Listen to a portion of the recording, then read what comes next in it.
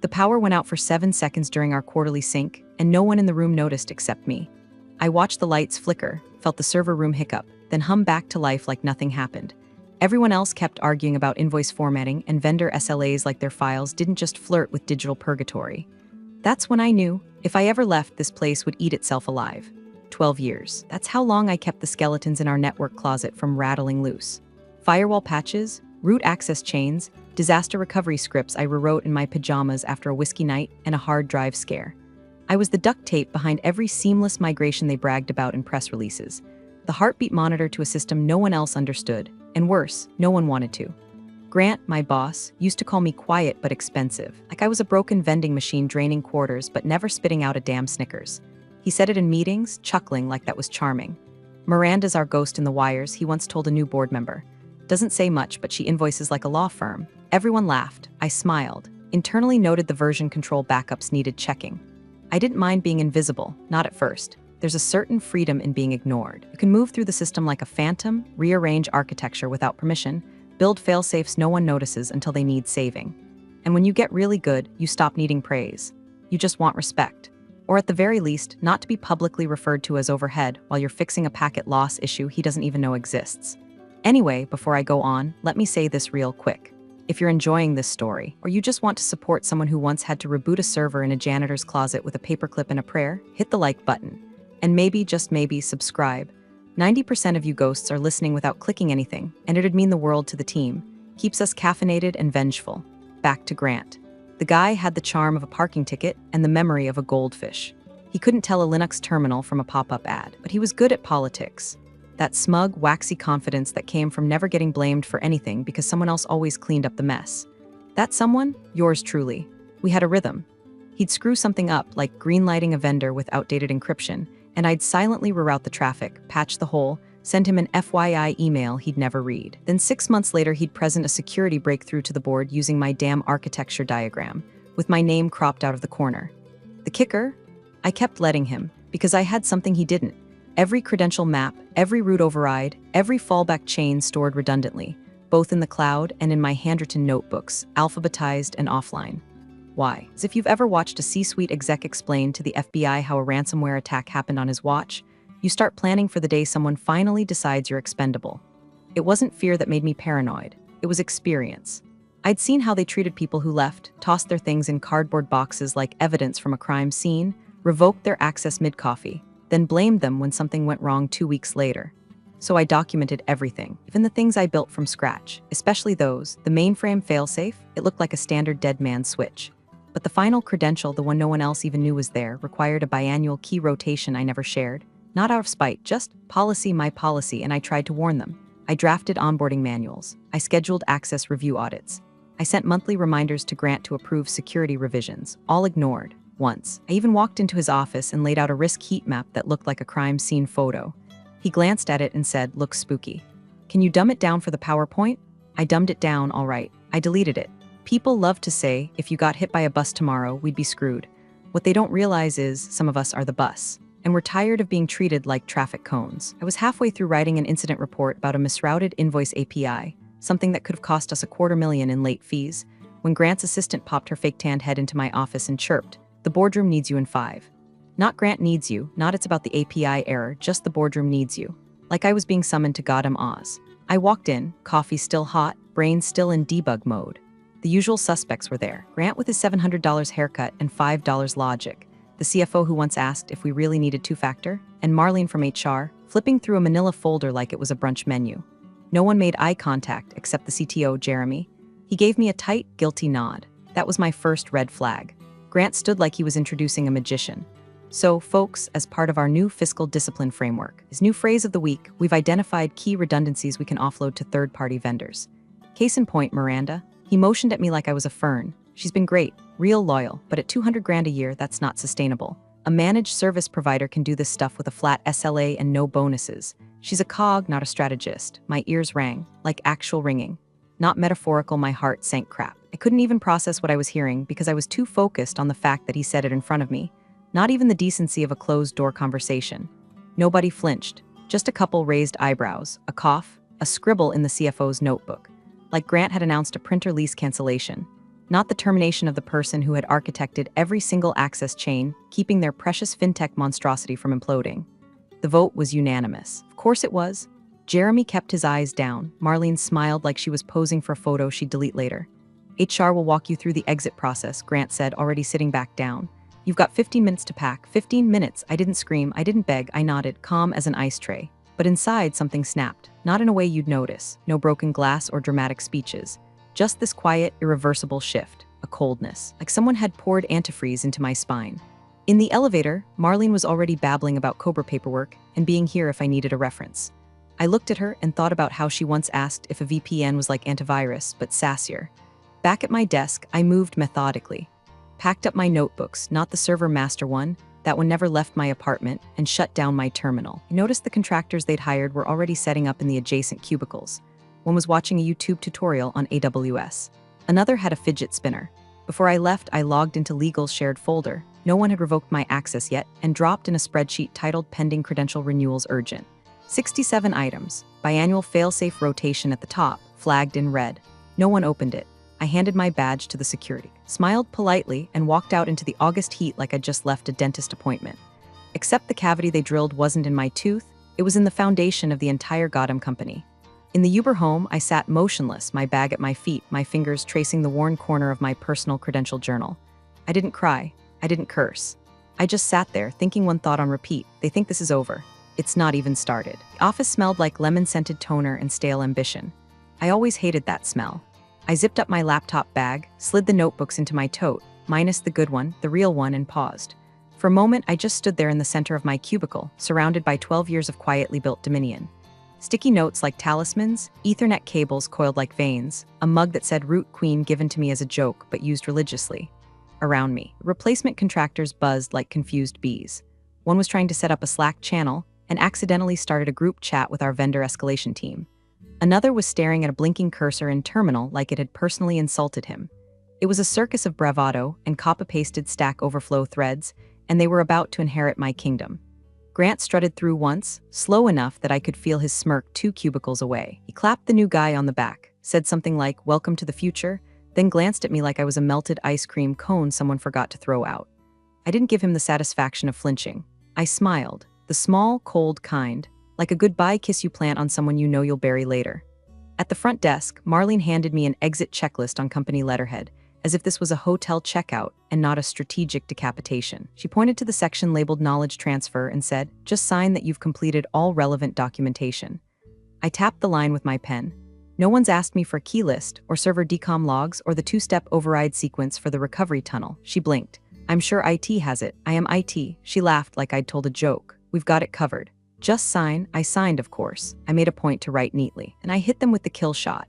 Just to be clear, I'm stating on record that I was not asked to hand over any final credentials or decommission protocols. "That's what we're confirming with this?" She nodded, still smiling, still clueless. "Perfect." On the way out, I walked past the server room. My server room. I resisted the urge to knock on the door like saying goodbye to an old friend. Instead, I pulled out my phone and opened my Secure Notes app. One last task. I composed an email to Legal. Subject line, urgent. Q3 critical infrastructure renewals. Attached was a spreadsheet with 67 line items. Access certificates, backup authentication tokens, license keys, VPN and point rotations, and right there in bold, row 7, failsafe override. Biannual renewal required expires 08/31/0400 AM. I CC'd Jeremy, the CTO, not Grant. Never Grant, sent. 20 seconds later, I saw the Outlook read receipt. Unread, status stayed that way for days. The Uber ride home was quieter this time. No rage, no shock, just silence like the heavy pause before thunder. I kept refreshing my inbox out of habit, waiting for a legal reply that never came. Back in my apartment, I made chamomile tea and lit a lavender candle, the same kind I used to burn during server maintenance windows. Rituals matter. I opened my personal credential log, made a few final notes, and flipped the page. A sticky note fluttered out. It read, "Never hand them the keys they wouldn't ask for." I stuck it back in. Then I smiled, closed the notebook, and turned on my phone's Do Not Disturb. Let the countdown begin. The first ripple hit 3 days after I walked out. I was on my couch, eating reheated Thai and watching a rerun of forensic files when the ping came in. LinkedIn message from Kyle, one of the junior sysadmins who'd somehow survived Grant's budget culling. He didn't say much. Just, "Hey, random cute, you know if we have a separate vault for VPN chains? Some routes are timing out but only intermittently." Weird. I stared at the message and chewed my pad Thai a little slower. Kyle was decent, green, but sharp enough to know when something wasn't adding up. I typed, then deleted, checked the legacy tunnel, look for the file marked Cerberus. But I didn't send it. Instead, I replied, not sure. I'd ask whoever took over my queue. He never wrote back. The next ping came 2 days later. This time, an internal error message screenshot posted on a tech forum by one of the new contractors. Blurred out, but not well enough to hide the domain. I recognized the hostname, one of our vendor sync-in points. Error code, auth loop timeout. I sipped my tea. See, the thing about designing systems no one bothers to learn is that eventually, inevitably, those systems stop forgiving you. I'd built in checks, handshakes, breadcrumb trails that seemed intuitive to me, but would feel like a Kafka novel to someone with a Surface tablet and a fresh comp TIA cert. Emails started bouncing. Internal ones. First, it was a low-level procurement chain. Then finance escalation threads. Suddenly someone noticed an entire licensing renewal confirmation never got through. That's what happens when you route emails through a custom SMTP cluster tied to a rotating passphrase only 2 people knew. One was me. The other, dead server. Jeremy, the CTO, must have caught the scent because he reactivated our old endpoint monitoring bot, probably trying to reverse engineer my process. The logs were ugly. Gaps like Swiss cheese. Audit trails with null fields where there should have been signature checks. Some entries repeated in infinite loops, my way of flagging unverified access attempts. The kind of thing that would make any auditor sweat bullets. Grant? He blamed contractor sloppiness on a Slack channel full of senior execs who didn't know an IP address from a sandwich. We're just smoothing out the kinks, he posted, as if the company's digital nervous system wasn't slowly eating itself alive from misaligned credentials and authentication failures. A small line in his update stuck with me. We've got a handle on it. You don't handle a system like mine. You negotiate with it. Every system I'd built was like a row of loaded mousetraps. Not malicious, just precise. You step wrong, you lose a toe. One contractor tried rerouting a vendor API call without the dual auth header, and the system automatically blackholed the IP. He had to reinstall his dev environment from scratch. Another one tried restoring an archived instance using an outdated script. Crashed his access node. No rollback. Oops. Meanwhile, I read error logs through a private pingback still tethered to my home server. Not actively interfering, just watching. Like a ghost in the wall, smiling every time they tripped another tripwire I'd warned them about 6 quarterly reviews ago. Grant, of course, couldn't admit he'd gutted the only person who understood the architecture. That would mean admitting he wasn't a genius for saving $200K. He was a moron who'd fired the only lifeguard and then dove into the deep end wearing ankle weights. Instead, he doubled down. Assigned Jeremy to reconstruct documentation from scraps, which was adorable, considering the only complete documentation was stored in an encrypted OneNote file labeled IF They Fire Me, with the password taped under my kitchen drawer. I took another sip of tea and watched the LinkedIn job postings balloon. Contractor turnover had already started. I saw one post that basically described my old role, only with a salary 30% higher. That's when I laughed. Loud, real, Bella deep. The cracks weren't just showing. The whole damn wall was starting to breathe. And I hadn't even touched the failsafe yet. The blackout started at 6:17 a.m. Not a flicker, not a hiccup, a blackout. The kind of digital void you only see in war games or disaster simulations. The kind where the screen goes from green to red and never comes back. The kind that sends CTOs into cold sweats and boards into emergency sessions before coffee. The primary database just died. Not crashed, died. As in, heartbeat gone, failover frozen, backups inaccessible. The read/write pathways timed out simultaneously, which shouldn't even be possible unless someone had coded a logic trap into the replication node's timeout conditions, which I had 6 years ago. After a contractor accidentally deleted a customer payment batch and Grant said, just restore it from the cloud. There was no cloud then. There is now. But it's connected to a failsafe I designed, which only kicks in after 3 escalation steps. And that failsafe, it's locked behind a master credential chain. That master password was mine. Vendor portals dropped next, a cascade failure. The authentication tokens timed out, then auto-disabled, as intended. You don't mess with financial transaction data across 4 time zones without an airtight schedule. One missed sync with the banking partners and the whole API trust loop resets. Manually, that's if you know how to reset it. By 6:24, the internal comms were shot. Slack, Teams, even internal email servers, everything went dark. Some junior staffer tried texting Jeremy, the CTO, who was already logged into the emergency ops panel at his apartment, still wearing an old DEFCON hoodie and panic in his eyes. He ran every script I ever wrote. Rollback, the dual node hot start. Even the nuclear option, restore from cold storage and rebuild the index from scratch. But they all hit the same wall, master credential authentication required. Authorized user, M. James status, inactive. Jeremy knew what that meant. Unlike Grant, he paid attention. He remembered the quarterly check-ins where I flagged the system for future-proofing concerns. He was the one who asked what would happen if I got hit by a bus. I smiled back then and said, well, hope the bus has root access. Now, the bus had arrived, and it was them under the tires. Grant stumbled into the office at 7:05 like a man who just realized his car was stolen while he was still inside it. He barked questions, demanded answers, accused everyone and everything, until Jeremy held up the screen and said flatly, she's the only one who can unlock the failsafe. You could have heard the silence through a firewall. There's got to be a workaround, Grant snapped. Jeremy shook his head. We purged her credentials. The override was tied to her unique hardware ID. That token's gone. We can't even spoof it. Her credentials were the failsafe. Grant turned a shade of gray I usually associate with corporate liability lawyers. You mean we're locked out of our own system? Jeremy didn't answer. He didn't have to. At 7:28 a.m., the board was summoned. By 7:31, external clients began calling.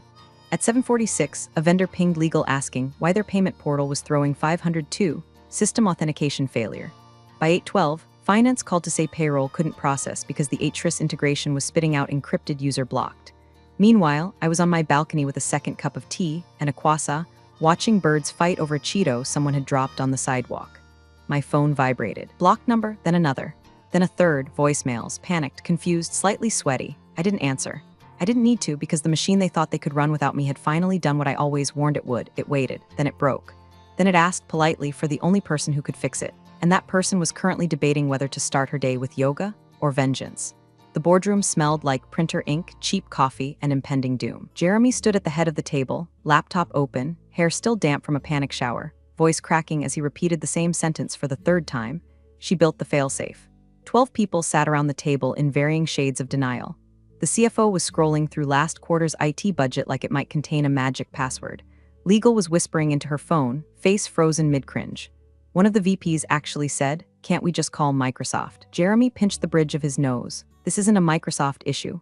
This is our infrastructure. Miranda built it, custom, layer by layer. 12 years of logic gates, encryption protocols, custom handshakes. Half of it isn't even documented because she was the documentation. Grant was pacing, still trying to save face.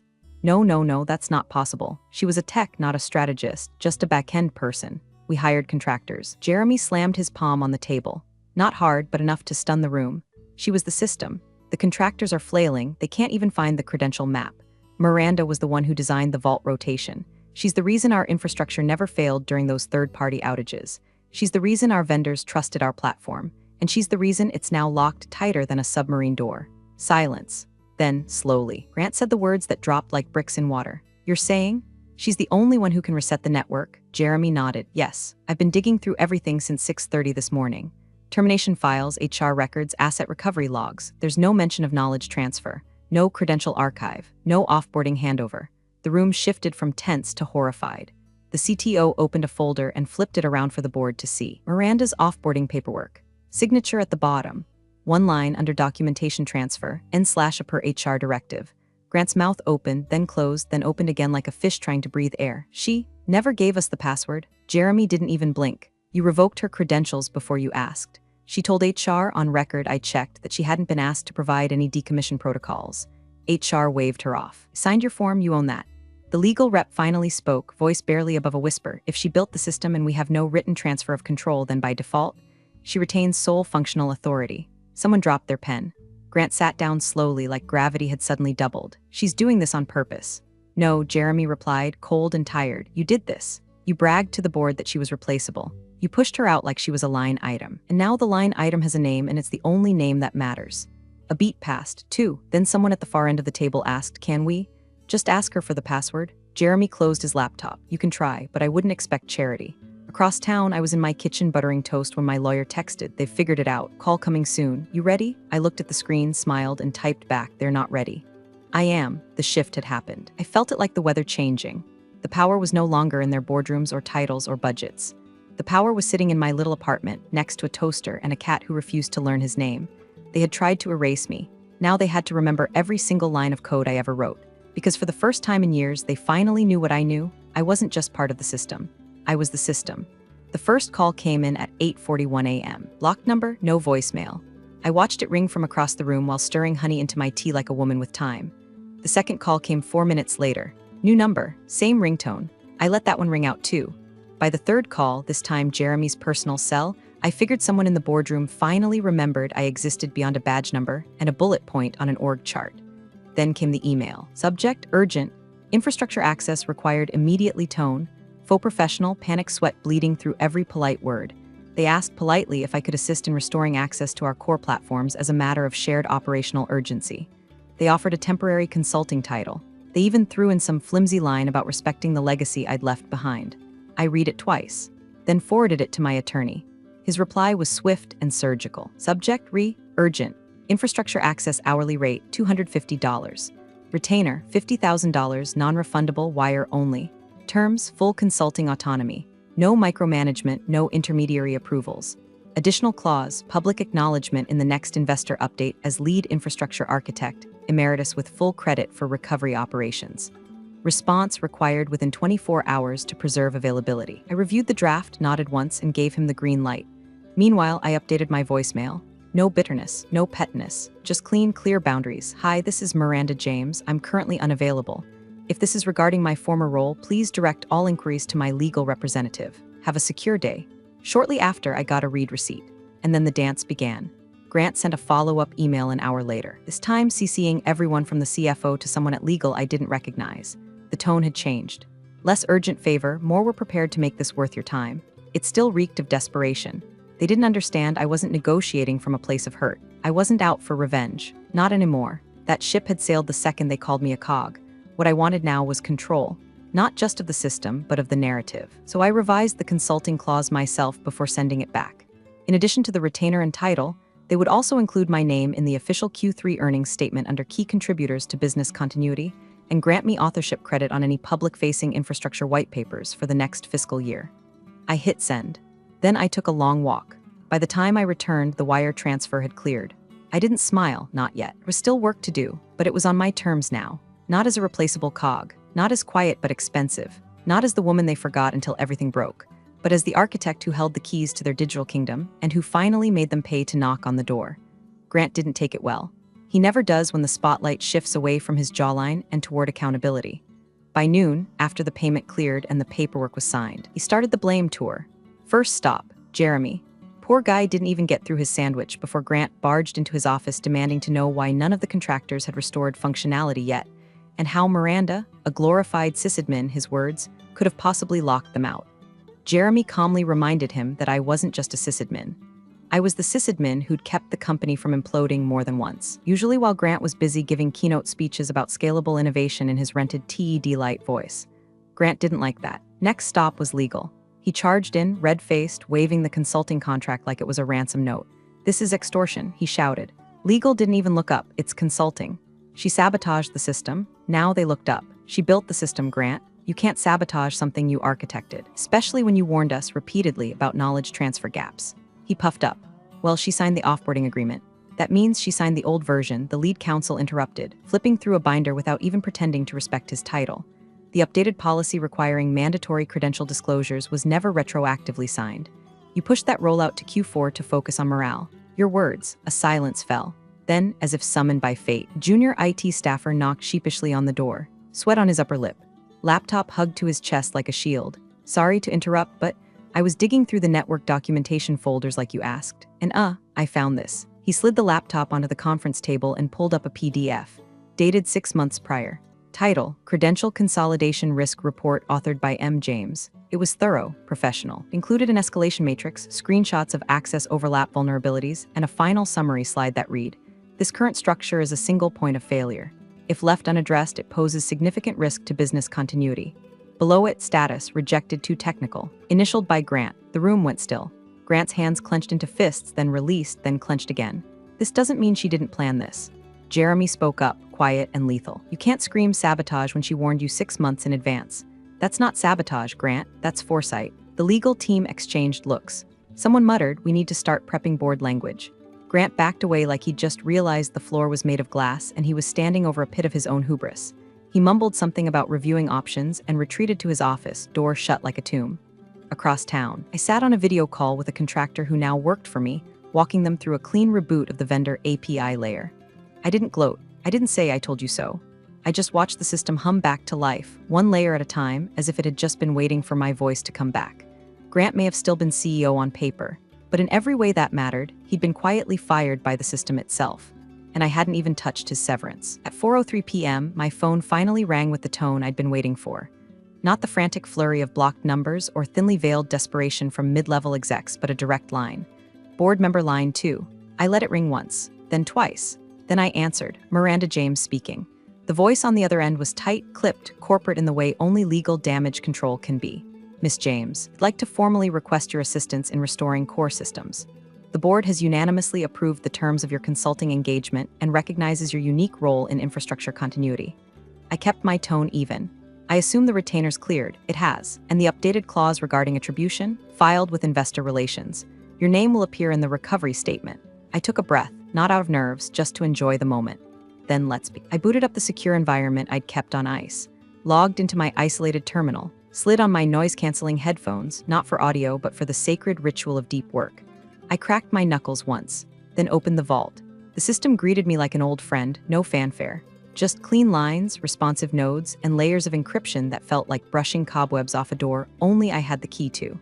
In 37 minutes, I did what 3 contractors, 2 IT managers, and 1 rapidly unraveling CEO couldn't do in 4 days. I brought the system back from the dead. One by one, the pillars returned, primary database resynced with triple replication fallbacks, vendor APIs authenticated through a restored trust key, internal communications brought online, audit-logged, time-stamped, payment portals decrypted and returned to live status, shadow backups sealed, scrubbed, and rerouted through hardened channels. Then came the fun part.